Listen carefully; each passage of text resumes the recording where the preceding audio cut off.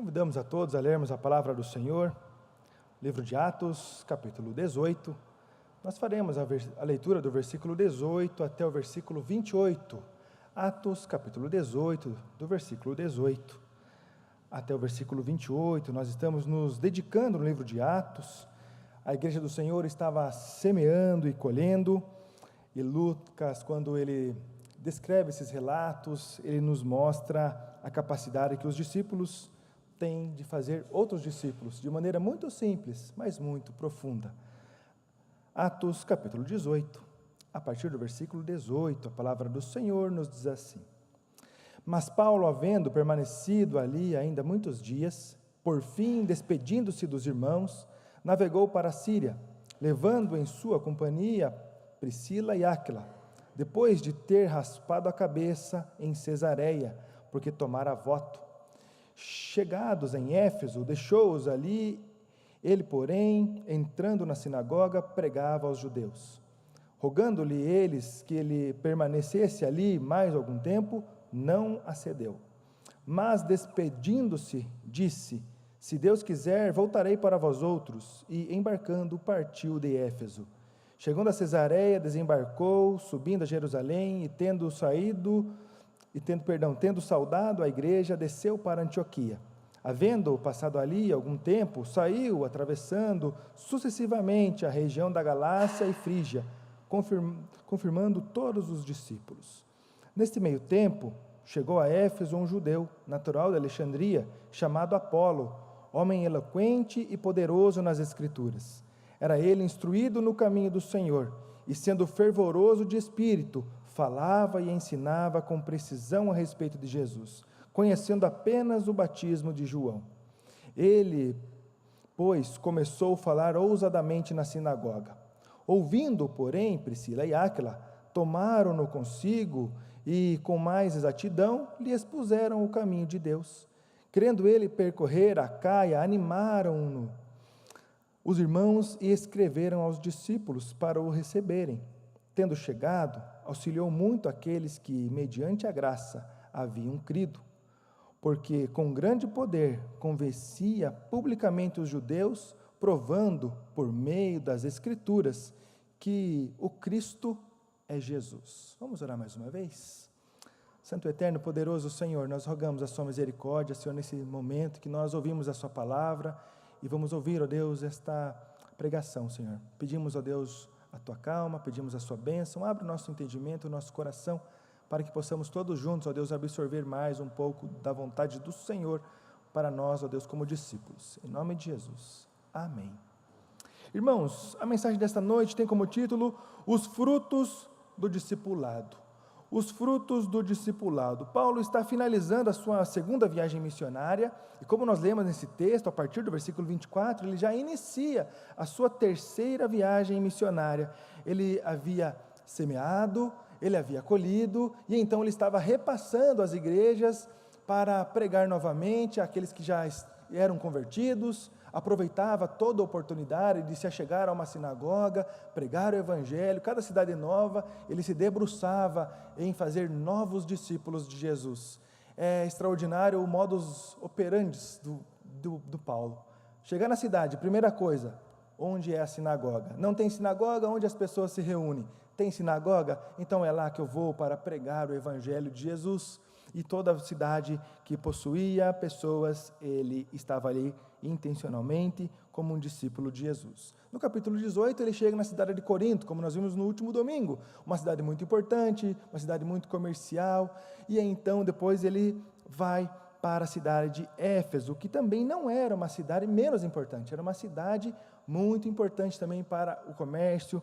O Barclay, comentando esse texto, ele diz que o mercado da Ásia Menor era assim como o de Corinto, uma cidade importante na influência política.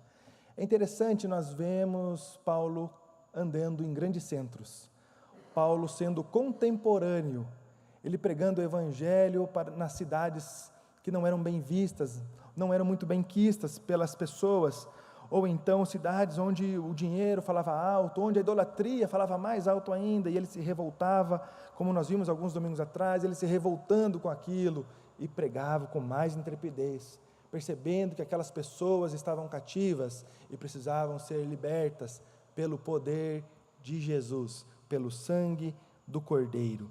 Então ele chegou em Éfeso, uma cidade também dedicada ao imperador, muitos templos, ali havia um culto muito eloquente para o imperador, e aí também a deusa Diana, chamada pelos romanos, na cidade lá era Artemis, que era a deusa da fertilidade.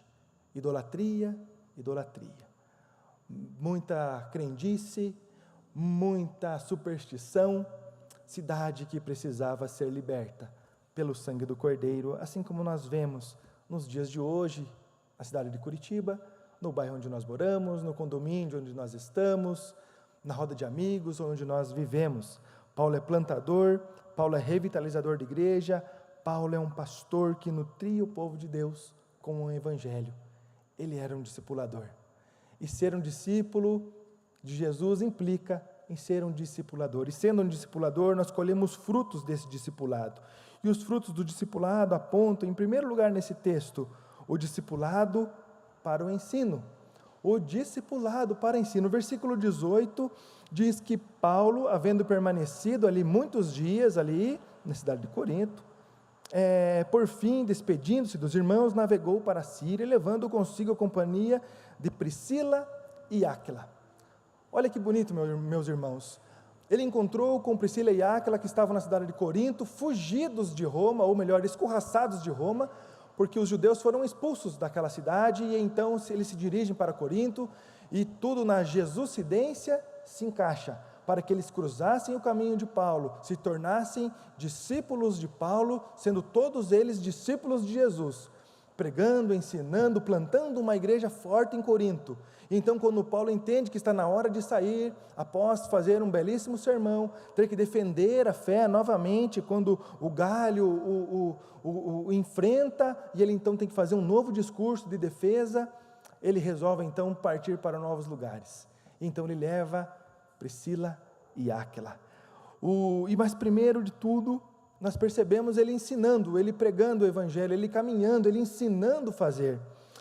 A importância da preparação de pessoas para a obra.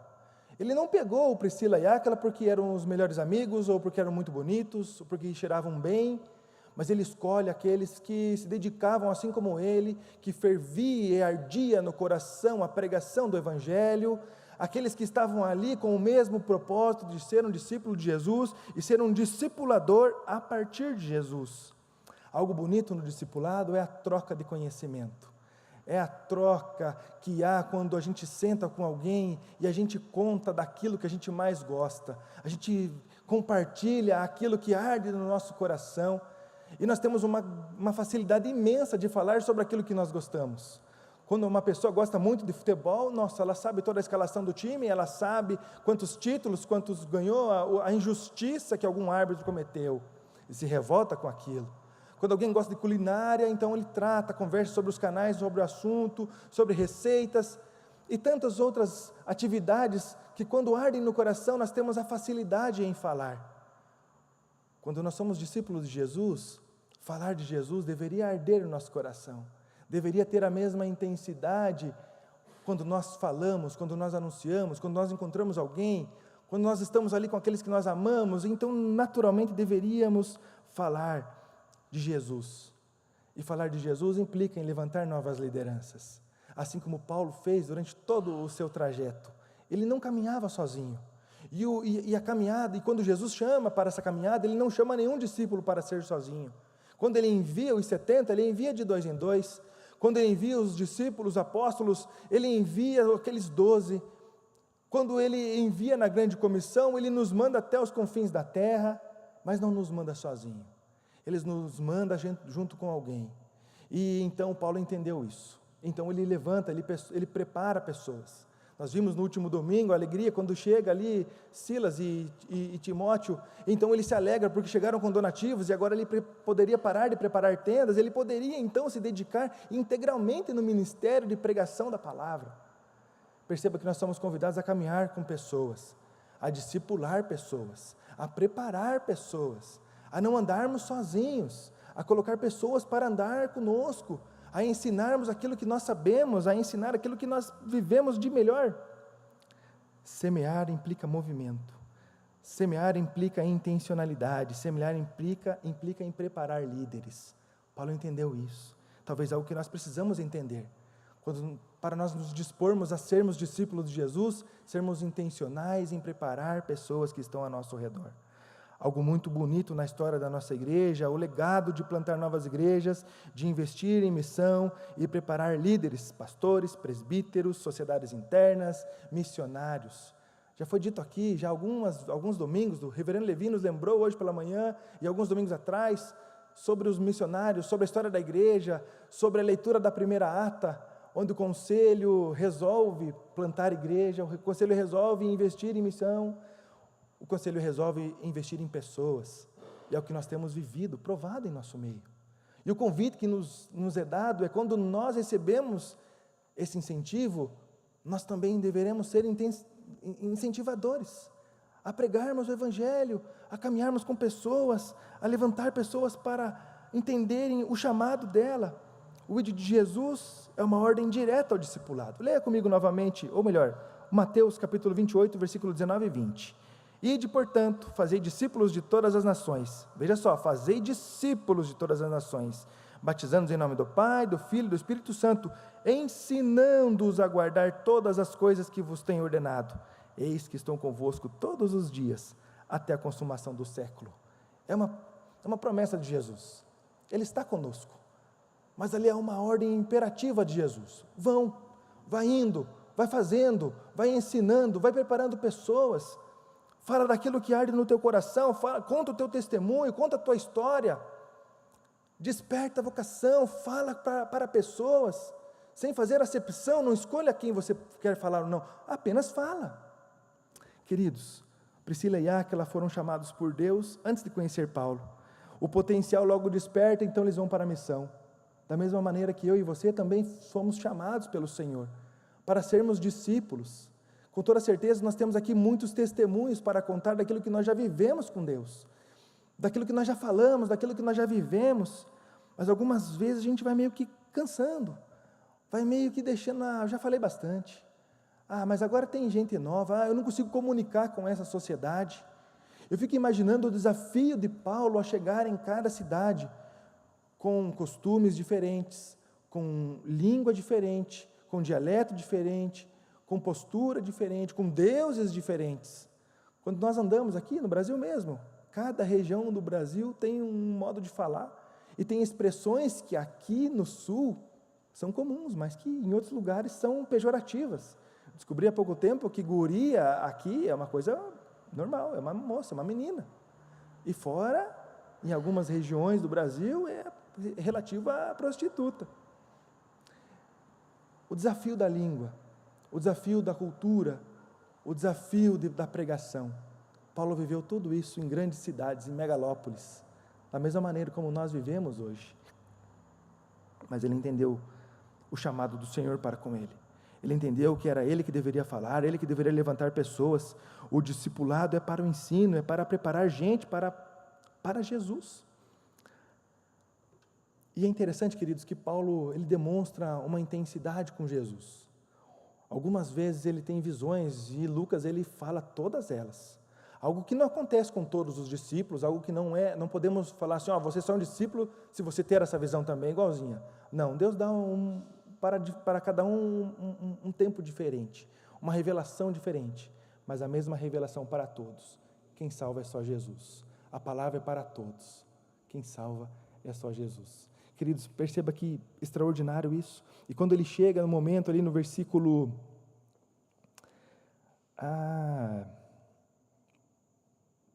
18, bem no finalzinho, que ele vai para Cesareia porque ele tomara voto.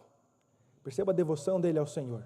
Alguns teólogos vão falar que ele estava ali cumprindo uma religiosidade, outros vão falar que não, que ele estava ali dependendo do seu Deus, que ele estava ali demonstrando o quanto que ele tinha intensidade com o Senhor. Ele raspa a sua cabeça num voto de Nazireu.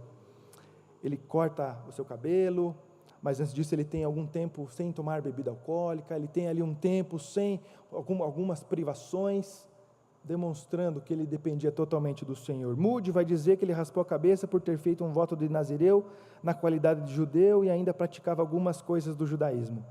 John Stott vai falar que o voto de nazireu de Paulo serviu como um ato de agradecimento a Deus por todo o livramento até ali, ou então já pedindo a bênção futura. Nós não conseguimos entender ou perguntar para Paulo hoje por que ele raspou a cabeça, qual que era o intuito dele ter feito aquilo, mas nós temos a certeza que era um sinal da dependência do seu Deus. Toda a cidade que ele passou, ele foi perseguido, apedrejado, expulso, provou de grandes coisas, mas em todas elas ele viu gente se convertendo, ele viu igreja sendo plantada, ele viu ali o extraordinário de Deus acontecendo, e aquilo ali ardia ao seu coração muito mais do que as chicotadas que ele tomava. Queridos, o nosso andar com Deus, ele vai apontar para o nosso senso de urgência da missão, da pregação da palavra.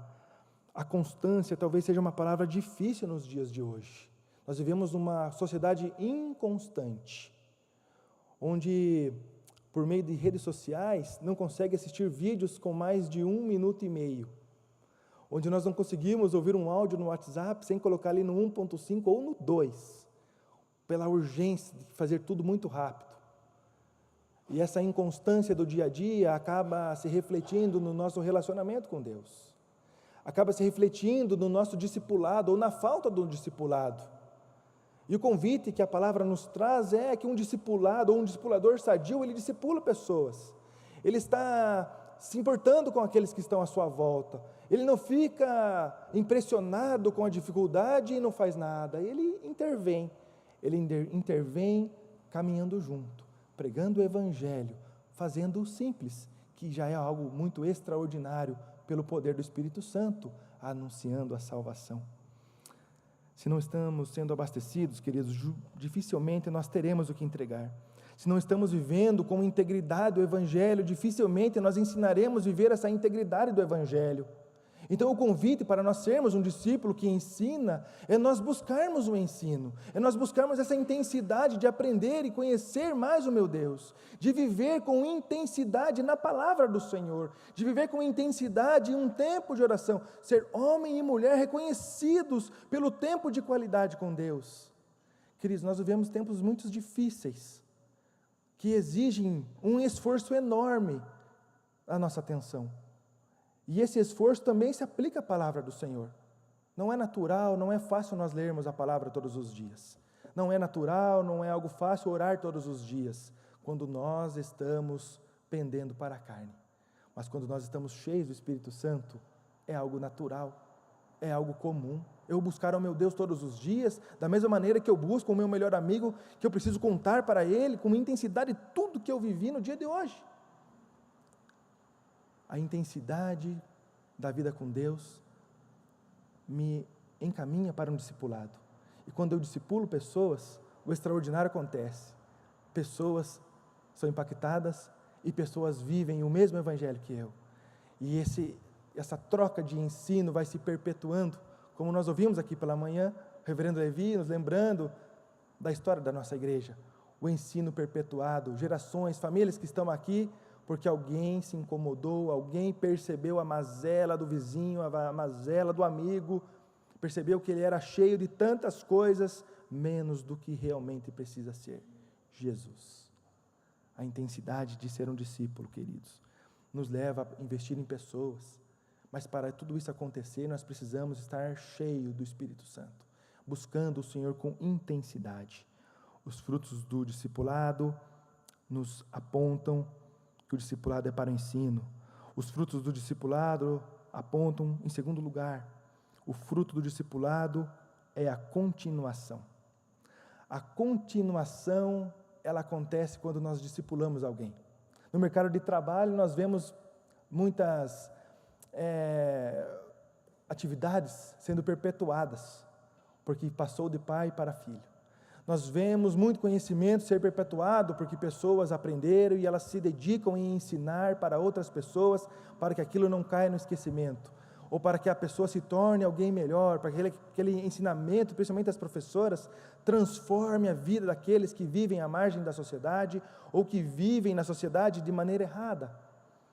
Percebam, queridos, que quando nós pregamos o Evangelho, quando nós somos discipuladores, nós continuamos aquilo que é extraordinário, aquilo que é do Senhor, que o Senhor nos chama, que o Senhor nos capacita para falarmos. Então, quando Priscila e Áquila são discipulados, eles se tornam discipuladores. Eles estavam agora numa nova cidade, num novo momento. Talvez saíram de Roma, chegaram em Corinto e pensaram assim: agora vamos sossegar aqui. Agora vai ficar tudo bem. Não vamos mais ser expulsos daqui, porque aqui é uma megalópolis. Nem vão perceber a gente aqui. Mas o Senhor manda um discípulo para tirar daquela zona de conforto, para tirar da comodidade, falar assim: olha, Deus tem muito mais para vocês, a família de vocês é muito importante para o reino, então vocês precisam pregar o Evangelho e sair da zona de conforto, tudo de novo, um processo de mudança, de novamente conhecer a cultura, mas ainda assim falando com intrepidez do mesmo Evangelho, que eles já tiveram certo conhecimento em Roma, que chegaram lá em Corinto, foram impactados por um discípulo de Jesus, e que agora eles eram os impactadores, agora eles estavam em Éfeso, estavam ali sendo usados pelo Senhor. O Espírito Santo preparou na cidade de Éfeso uma nova igreja. O Senhor tinha um plano muito maior do que talvez Priscila e Áquila pensaram. Da mesma maneira que o Senhor tem muito mais do que nós pensamos ou sonhamos. Muitas vezes nós nos conformamos com: até aqui está bom. Já estou contente, Senhor, muito obrigado, Deus abençoe, pode chamar outro.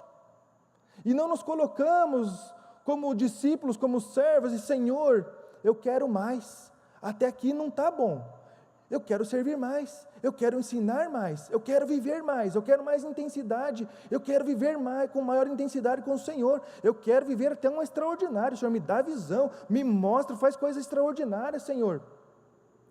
Mas sair da mediocridade, saí do até que está bom, saí do que da minha parte eu já fiz, agora deixa para os próximos.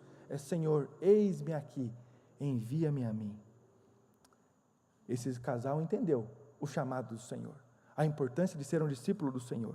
E então, no versículo 24, já no início da terceira viagem missionária, chega um novo discípulo do Senhor, que ainda não sabia que era um discípulo. Chega Apolo, ele chega como um judeu natural de Alexandria, uma cidade muito importante, conhecida por ter uma biblioteca mais importante daquele tempo. Um homem eloquente, um homem que sabia falar, um homem que sabia convencer, alguém que falava com intrepidez. O texto nos mostra ali alguns atributos de Apolo. Homem eloquente e poderoso nas Escrituras. Era ele instruído no caminho do Senhor, e sendo fervoroso de espírito, falava e ensinava com precisão a respeito de Jesus, conhecendo apenas o batismo de João. Mais um que estava servindo ao Senhor, ainda sem saber como, sem ter o conhecimento pleno, total do seu Deus, mas estava lá servindo, de alguma maneira tentando ensinar aquilo que já tinha impactado o seu coração, apenas ouvindo os ensinamentos de João Batista, apenas ouvindo os ensinamentos que havia de vir um Messias, ou que talvez aquele Messias já chegou, porque João Batista falou que não era nem digno de desatar as sandálias. Ele falava, buscava ensinar de algo que ele nem conhecia totalmente, mas ali ele estava falando. E aí então Priscila e Áquila, movidos pelo Senhor, conhecem esse homem. E aquele homem que falava algo muito rico, muito importante, mas de maneira superficial, agora receberia o conhecimento pleno, o conhecimento verdadeiro. Versículo 26 diz: ele, pois, começou a falar ousadamente na sinagoga, ouvindo, porém, Priscila e Áquila, tomaram-no consigo e com exatidão lhe expuseram o caminho de Deus. Apolo era uma pessoa comum nos dias de hoje. Se você perguntar para os seus vizinhos, para os seus amigos, seu colega de trabalho, se ele já ouviu falar de Jesus, ele vai falar que já. E talvez algumas respostas esdrúxulas você vai ouvir. Que Jesus é isso, ou Jesus é aquilo, Jesus pode fazer aquilo, ou ele foi um espírito evoluído que fez aquele outro. Pessoas que já ouviram falar de Jesus, que até conseguem falar que Jesus é amor. Esses dias eu ouvi algo que me impressionou. A pessoa falou assim: não, Jesus não está preocupado com o meu pecado, ele está preocupado com o meu coração. Uma meia verdade é uma mentira inteira. Ele não conhecia Jesus verdadeiramente. Estava querendo usar Jesus para tentar maquiar o pecado dele, mas não estava pregando Jesus verdadeiramente. Queridos, quantos Apolos estão à nossa volta? Quantas pessoas que até falam em nome de Jesus, mas sem conhecer Jesus verdadeiramente? Um discípulo, intencionalmente, ele vai perpetuar o ensino. Então ele vai se incomodar com aqueles que falam ou parcial ou erradamente, então ele vai anunciar verdadeiramente quem é Jesus, o poder do sangue do Cordeiro, dar a má notícia da queda, do pecado, da condenação eterna, e dar as boas novas, que é o Evangelho, é a salvação em Jesus, o favor imerecido, o amor de Deus tamanho por cada um de nós, ao enviar seu Filho para nos salvar. Hoje nós estamos celebrando a Santa Ceia do Senhor, estamos relembrando o sacrifício de Cristo, o seu corpo, o seu sangue derramado naquele madeiro em favor de cada um de nós. Por que nós não conseguimos explicar o simples, a mesa do Senhor, para aqueles que pensam entender de Jesus? Queridos, o que faltava era alguém para discipular. E aqui nós vemos uma característica do discípulo de Jesus. Ele discipula. Priscila e Áquila discipularam Apolo. Eles falaram com exatidão. Os discípulos de Jesus estavam ali fazendo o que o mestre mandou: ensinar, batizar, ensinar. Essa é a função do cristão, é ensinar aquilo que impactou as nossas vidas, é ensinar o simples que nós ouvimos desde pequeninos, para quem teve a sorte, ou que foram chamados desde pequenos, se podemos falar sorte, de cantar cânticos que as nossas crianças aqui cantam, a respeito do pecado, a respeito da salvação, a respeito da palavra de Deus, a respeito do tempo com Deus. Nós somos chamados para investir no bem mais precioso, vidas. O discípulo de Jesus, ele prega, ele está preocupado com vidas. Stott fala sobre Priscila e Áquila, falando que eles ensinaram verdades básicas, mas profundas. O ministério deles foi oportuno e discreto. Um discípulo de Jesus, ele é oportuno e discreto. Ele não anuncia para todo mundo: olha aqui, olha para mim, eu estou falando de Jesus. Ele senta com aqueles que precisam, ele senta com aqueles que estão à sua volta, ele senta com aqueles que têm uma impressão, ou um entendimento, ou um aprendizado errado de Jesus, do amor de Deus.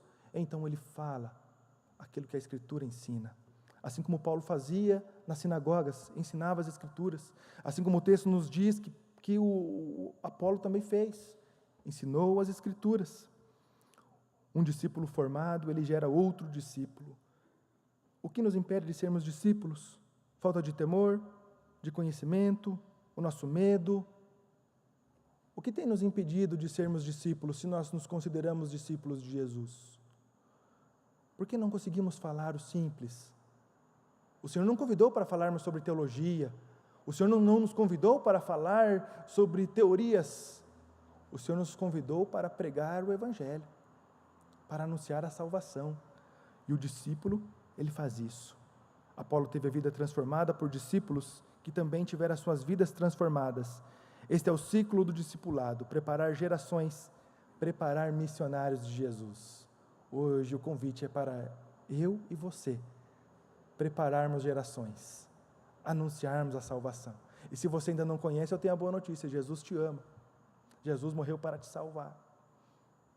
Queridos, Martinho Lutero gostou tanto do Apolo, ficou tão impactado com o testemunho dele, que chegou até a falar que foi ele que escreveu Hebreus. Tanto que ele foi impactado pelo testemunho de Apolo depois na história da igreja. Os frutos do discipulado apontam que o fruto do discipulado é a continuação. E também o fruto do discipulado aponta, em terceiro e último lugar, que o discipulado perpetua a missão. Leia novamente o versículo 27 comigo. Crendo ele percorrer a Acaia, animaram-no os irmãos e escreveram aos discípulos para o receberem. Tendo chegado, auxiliou muito aqueles que, mediante a graça, haviam crido, porque com grande poder convencia publicamente os judeus, provando por meio das Escrituras que Cristo é Jesus. Hernandes Dias Lopes diz que os ensinos recebidos foram eficazes, e os cristãos em Éfeso passaram a ter plena confiança em Apolo, a ponto de escrever uma carta de apresentação. Eu fico vendo Apolo, e talvez ele muito parecido com Paulo. pessoal ficou meio assim, o que esse cara quer aqui? Não como perseguidor, mas como tagarela que ele era. Ele falava muito, falava com intrepidez, ele tinha eloquência, ele convencia as pessoas. Algumas pessoas do interior vão falar, não, esse cara aqui é como um boca aberta, fala demais. Mas então, após algum tempo, eles escrevem uma carta, esse cara não fala demais. Apolo é um discípulo de Jesus, ele precisa ir às nações, ele precisa ir para as próximas cidades que não conhecem Jesus e ser um discípulo, porque quando alguém é discipulado, ele tem a vida transformada, e ele demonstra, tem frutos disso. O cristão verdadeiro, ele demonstra frutos, ele não continua o mesmo, ele demonstra que ele muda, ele demonstra amor ao próximo, ele demonstra que ele realmente é parecido com Jesus. Tendo chegado ali, ele auxiliou a muitos. Quando Apolo chega em Acaia, ele trabalha. O discipulado que ele recebeu agora estava sendo aplicado na vida de outros. Priscila e Áquila gastaram tempo com ele. Passaram algum tempo explicando de Jesus. E agora eles não precisavam mais fazer isso. Priscila e Áquila não precisaram ir para Acaia, porque eles prepararam liderança para chegar até lá naquela cidade e pregar o Evangelho. Da mesma maneira que nós somos preparados para pregar o Evangelho onde nós estamos. Quiçá, quando o Senhor nos tirar dessa cidade, levar para outros lugares, lá também seremos usados. Mas começamos aonde estamos. O ID, ele tem uma geografia. Não é do final do mundo para cá. É de dentro de casa até os confins. É dentro de casa que nós começamos o discipulado. É dentro de casa que nós conseguimos viver a intensidade do Evangelho, e então nós vamos avançando, nós vamos conhecendo lugares, conhecendo pessoas, e vamos transformando por onde nós passamos, sendo discípulos de Jesus. Ele é ensinado pelos discípulos e se torna um discípulo discipulador.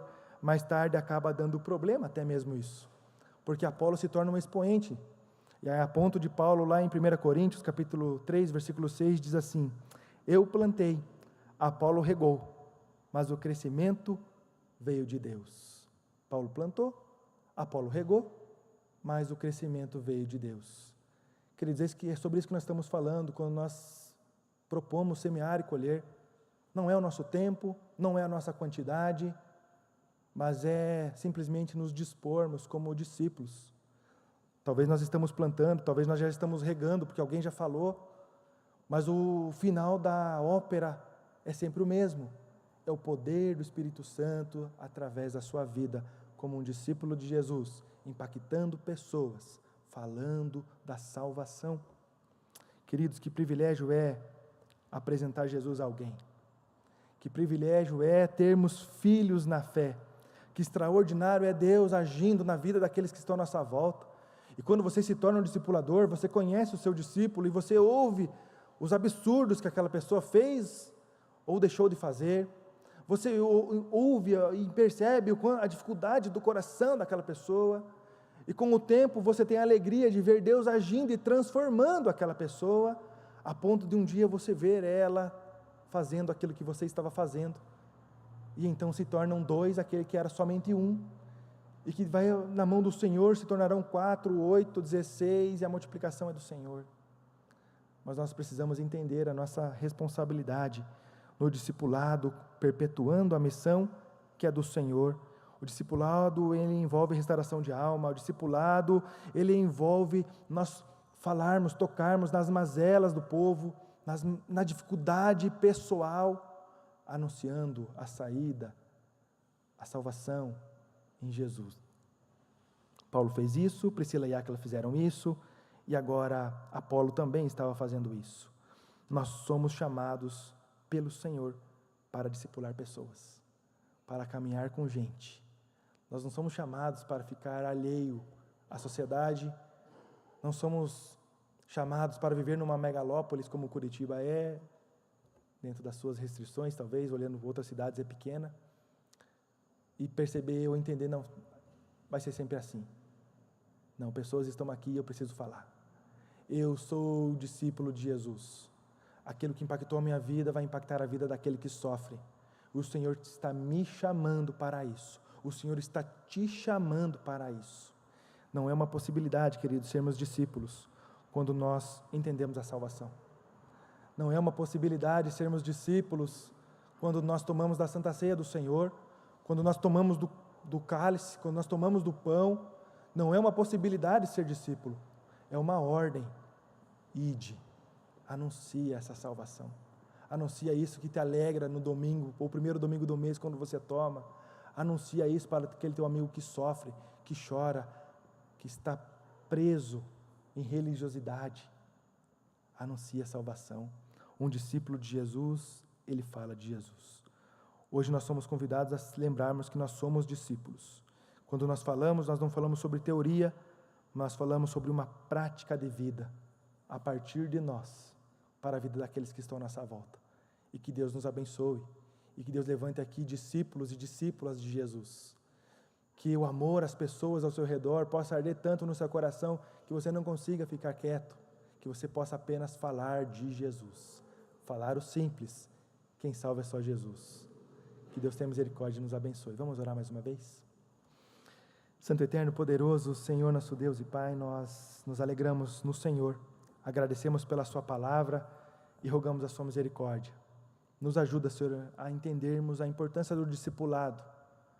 Nos lembra, Senhor, que nós somos discípulos do Senhor, que o Senhor já tratou o nosso coração, que o Senhor está tratando os nossos corações e que o Senhor nos dá uma ordem, Senhor, direta para pregarmos, para ensinarmos, para gerarmos discípulos do Senhor, para investirmos, ó Deus, em lideranças, ó Deus, para investirmos, ó Deus, em pessoas, para vermos, ó Deus, a sua obra sendo realizada. Ó Deus, em nome de Jesus, que isso não traga nenhuma vanglória ao nosso coração, mas que aumente o nosso temor e a urgência da nossa pregação do Evangelho. Por favor, Senhor, coloca pessoas ao nosso redor, para que nós possamos falar, Senhor, do Teu amor para cada uma delas. Que possamos, ó Deus, perder a timidez, ó Deus, que possamos perder, ó Deus, tudo aquilo que nos atrapalha, mas que possamos, ó Deus, plantar, Senhor, que possamos semear, para que possamos colher no futuro, Senhor, uma igreja pujante, uma igreja vigorosa, cheia de homens e mulheres, crianças, adolescentes, jovens, adultos, idosos, discípulos do Senhor. Ó Deus, levanta, Senhor, no nosso meio, homens e mulheres, ó Deus, que compreendem essa responsabilidade, a necessidade, Deus, de ser discípulo, por ser discípulo de Jesus. Ó Deus, nos enche com o Teu Espírito Santo. Coloca, Senhor, em nossas bocas brasa viva, para que possamos, ó Deus, tocar aqueles que estão à nossa volta, sedentos do Senhor. Talvez até como tagarela, Senhor, assim como Apolo era, mas que foi transformado, revigorado, e então se torna um homem de Deus, anunciando a salvação com eloquência por onde ele passava. Que isso possa ser uma realidade em nosso meio, Senhor. Em nome de Jesus nós clamamos a Ti. Amém. Amém. Que Deus nos abençoe. Ao som do piano nos preparamos para a Santa Ceia do Senhor.